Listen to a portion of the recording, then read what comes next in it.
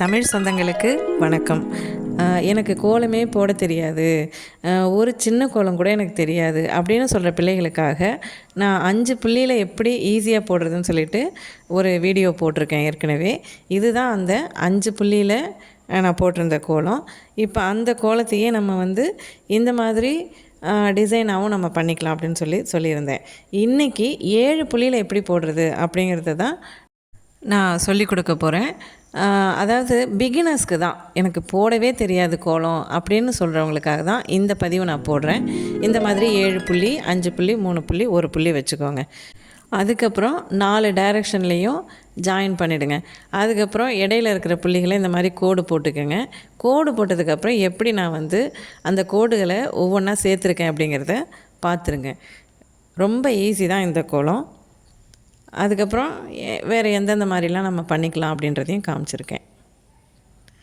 அவ்வளோதாங்க, 7 புள்ளியில் இப்போ அழகாக கோலம் போட்டாச்சு. வேறு ஒரு கோலமும் 7 புள்ளியில் நான் உங்களுக்கு காமிக்கிறேன். புள்ளி வச்சுக்கோங்க. இந்த கோலத்தை நம்ம உருளைக்கிழங்கு கோலம்னு சொல்லுவோம். ஏன்னா ஷேப்பு பார்த்திங்கன்னா உருளைக்கிழங்கு மாதிரி இருக்குது அப்படின்னு சொல்லிட்டு நான் அதை உங்களுக்கு வீடியோவாகவே காமிக்கிறேன். நம்ம இதை கையெடுக்காமலேயே நம்ம போடலாம், அவ்வளோ ஈஸி இந்த கோலம்.